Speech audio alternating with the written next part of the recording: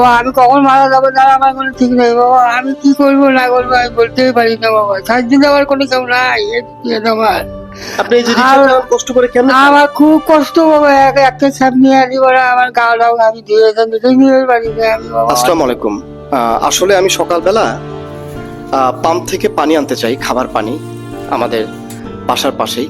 ঢাকা শহর একদম পুরো ফাঁকা।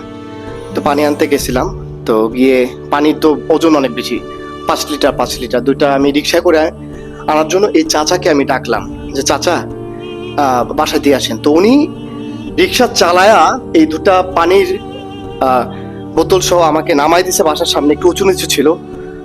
আমি নামার পর দেখলাম চাচা পড়ে যাইতেছে, মানে এমন একটা অবস্থা, নিঃশ্বাস নিতে পারছে না, ওনার হাঁপানি রোগ, শ্বাসকষ্ট, এত শ্বাসকষ্ট হচ্ছে।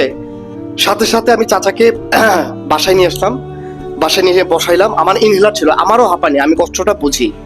সাথে সাথে আমি করলাম কি, চাচাকে আমার ইনহেলারটা দিলাম। উনি এই যে ইনহেলার, চাচা নেওয়ার পরে একটু সুস্থ হলো। উনি জানেও না যে আসলে ওনার শ্বাসকষ্ট, এতদিন থেকে কোনো ডাক্তারও ওইভাবে দেখাতে পারেনি, ওনার আরো অনেক সমস্যা আছে শরীরে। ওনার রিক্সাটা আমি একটু পরে নিচে গিয়ে আপনাদের ভিডিওর এক ফাঁকে দেখাবো। ওনার রিক্সাটা পায়ে ঠেলা রিক্সা, উনি এত কষ্ট করে রিক্সাটা চালায়। ওনার বউ ছাড়া এই দুনিয়ায় কেউ নাই, ঢাকা শহরে একটা বস্তিতে থাকে। তারপরে আমার কাছে কিছু ওষুধ ছিল, সরকারি ওষুধ, মন্টি লুকাস আর হচ্ছে গ্যাসের ওষুধ, তো এটাও দিলাম। একটা ডিম সেদ্ধ খাওয়াইলাম, খেজুর খাওয়াইলাম। তো এই চাচার শরীরটা দেখেন খুবই শুকনা, মানে গাটা গরম হয়ে আছে। আমার এত খারাপ লাগছে, উনি ঠিক মতো ওনার সংসারই চলে না। ঢাকায় আছে জাস্ট, ওনার নিজের ভিটে মাটি নাই। ওনার বাড়ি, দেশের বাড়ি রংপুর, কিন্তু ঢাকা শহরে মানে কি বলবো, যাযাবর জীবনযাপন। ওনার বউকে নিয়ে একটা বস্তিতে থাকে, কোনো নিজের কোনো থাকার জায়গা নেই। এনার যদি একটা মাসিক খরচ বা এনার যদি একটা ব্যবস্থা হতো, কেউ কোনো বিত্তবান বা যারা সামর্থ্যবান একটু সাহায্য করতো, চাচার অনেক ভালো হতো। ওনার চিকিৎসা সবকিছু মিলে উনি খুবই অসহায়। একটু তার কাছে আমরা কথা শুনে আসি। চাচা না, আমি একটু। আমি শরীর আমার খুব অসুস্থ বাবা। আমার আল্লাহ ছাড়া বলতে কেউ নাই। আমরা দুই মানুষ, তাইও অচল। আপনার বউ? আমার বউ আমার অচল।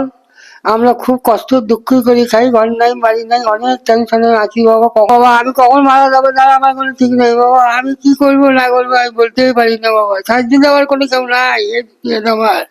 আপনি এই যে রিক্সা চালান কষ্ট করে কেমনে খান? আমার খুব কষ্ট বাবা। একটা স্যাপ নিয়ে আনি বলে আমার গাটাও আমি ধুয়ে নিজেই নিয়ে পারি না আমি বাবা। অনেক সমস্যার মধ্যে আছি বাবা। এখন দেখেন আপনার তো দয়া গেল হয়, তাহলে আমাকে একটু সাহায্য করেন বাবা। আর কিছু করার কিছু নাই বাবা। ঠিক আছে চাচা, আসলে ওনার কথাগুলো বুঝতে পারছেন কিনা আমি জানি না।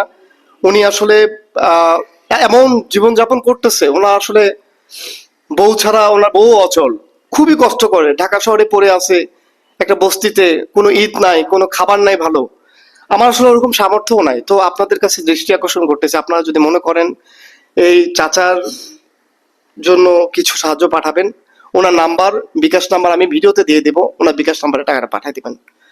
কারণ আমি ওনাকে কেন রিয়েলাইজ করছি, আমারও হাঁপানির সমস্যা ছিল একসময়, অনেক কষ্ট পাইতাম। তো চাচার উনি আসলে কোনো চিকিৎসা করেনি, ট্রিটমেন্টও করেনি। ওনার অবস্থাটা খুবই আসলে বলার মতো না। তো আপনারা একটু পাশে থাকেন, চাচাকে একটু হেল্প করেন। আমি আমার বাসায় এনে বসায় ওষুধ টষুধ একটু দিয়ে একটু সুস্থ করাইলাম। মানে সামর্থ্য অনুযায়ী আমি ওনাকে একটু হেল্প করার চেষ্টা করছি।